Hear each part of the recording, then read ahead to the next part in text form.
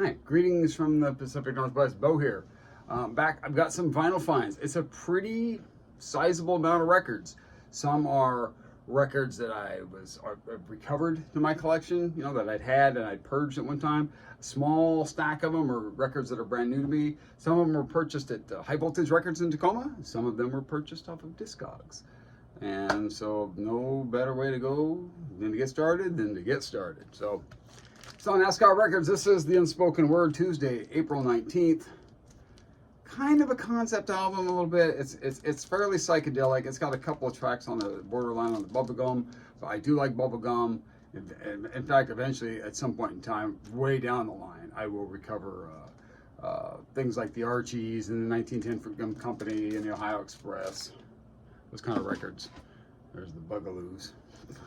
That's one I got recently. It's definitely a bubblegum record. I love it. This is a record that I'd had before. All these first records are ones that I'd had before and never reacquired. The jacket is really terrible, but the vinyl is pretty nice. This is the Hourglass. This is the Allman Brothers before they were the Allman Brothers. So I think they had two records. Eventually I'll pick up the other one too. It's kind of R&B.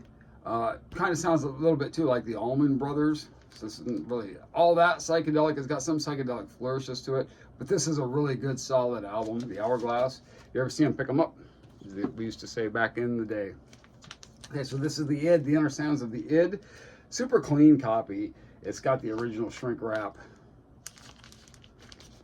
So, and the vinyl was really nice. So now the id, they were studio musicians.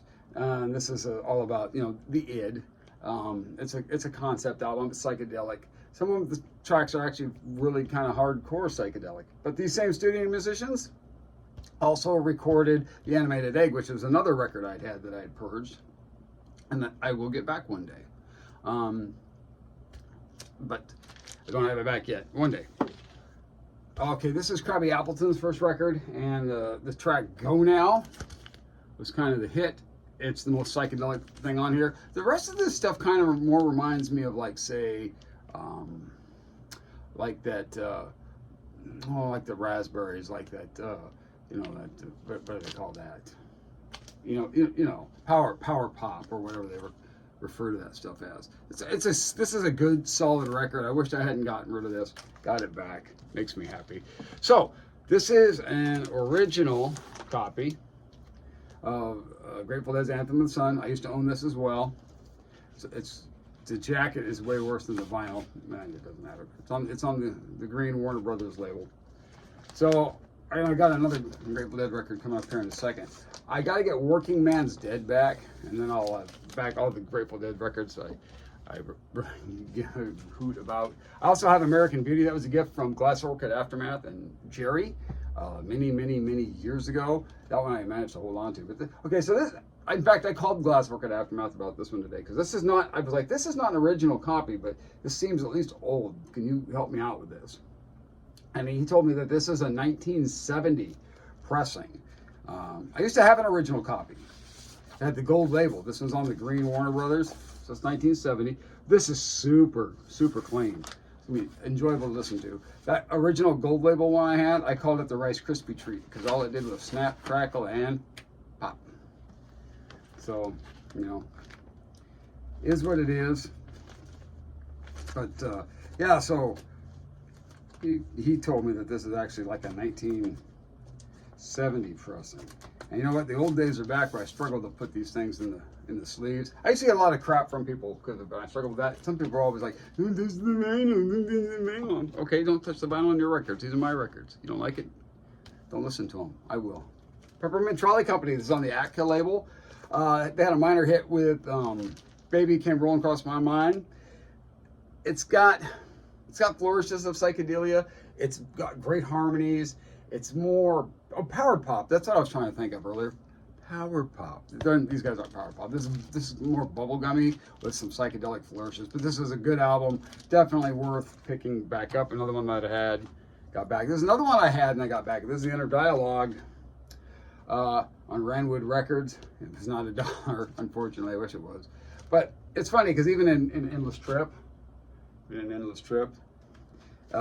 This guy, he's featured in the article, big picture of him. He must be a musician or a producer or something, because the vocals are definitely the two females. This is really bubblegummy.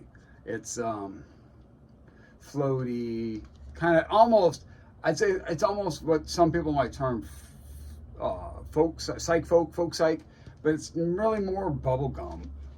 But I like bubblegum, so I'm collecting what I like and getting back stuff I should have kept. This is a record, The Love Exchange, on Tower Records. That when I purged some of my records, I sent a bunch of them to Matt Sands. He sold them through his store. This is one I wish I had kept. It also is, in a way, it's kind of a concept album. It's songs about love and songs about breaking up. On Tower, the vocals are probably the highlight of this, but it's a good album. I'm glad to have it back in the old collection. This is a really clean copy of Circus Maximus. I had a couple of copies of this, but they were both kind of beaters, so it's on Vanguard. Good record. Some people think this is kind of an incomplete record, you know, like it lacks focus. I don't think so. I think it's actually really good. I enjoy, you know, it's a no skip record, I call it. So this is a record that when I had before, I purged because it was in horrible shape. And the funny thing is, I got a good deal on this one. Some of these prices on some of these psychedelic records are coming down. Some of them are going up.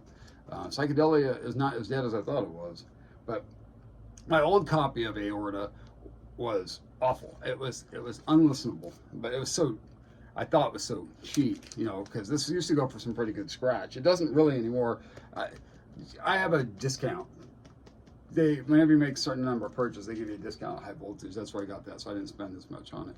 But so I got a discount on it, and it's a good record. I'm glad to have it back.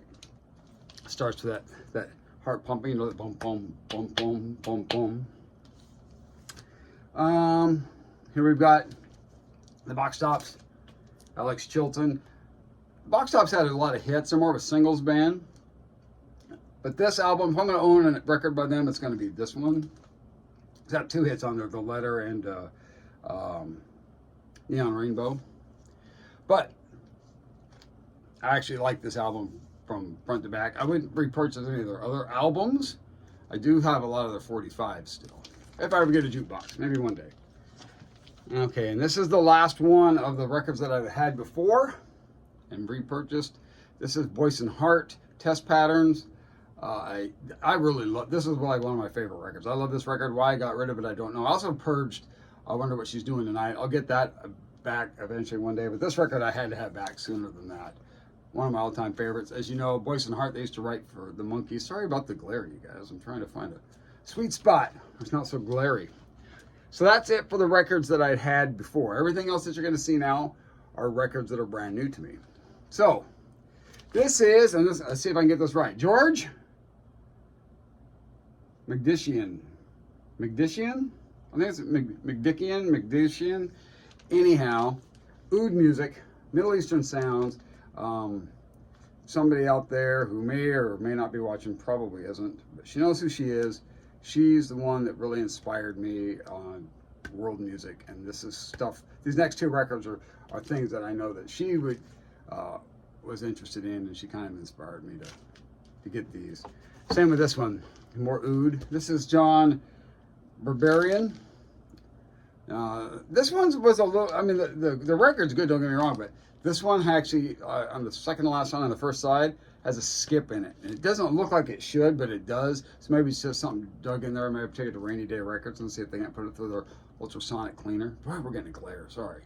With oud music. I love oud music. And thanks, you know who you are. Thanks for a lot of things.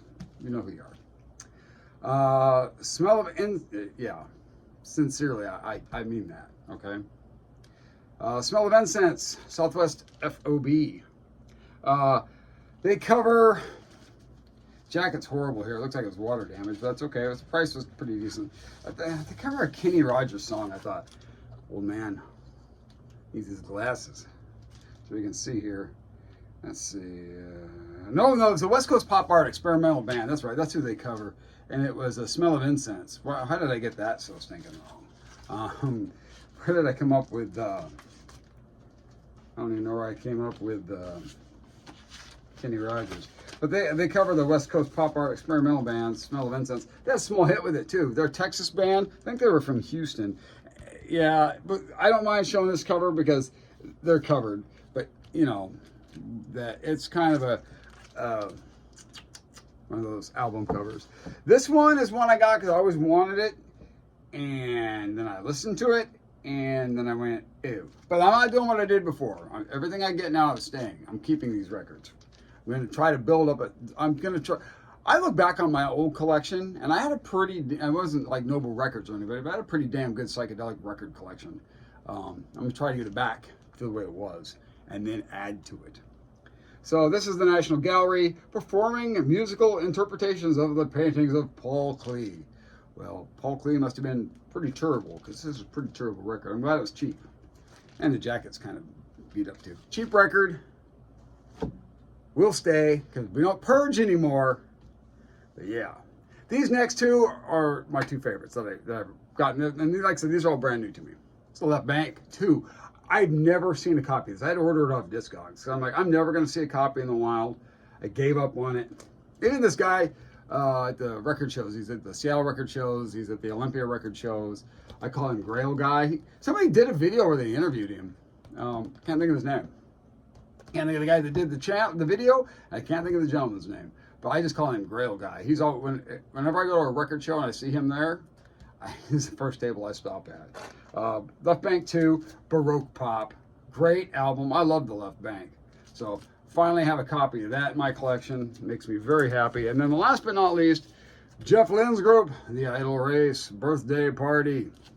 This is fantastic. It's a bit Baroque. It's got a bit psych. It's got a bit folk. It's got a bit rock. It's got a little bit of everything. Jeff Lynne was in the group. I think Ronnie Wood was not at this time, but I think Ronnie Wood had been in this group at one time too. The Idle Race. There you have it. Vinyl finds of all kinds. Got some more coming. Like I said, I'm trying to build it back up. Doing our best. See you guys next time. Bye.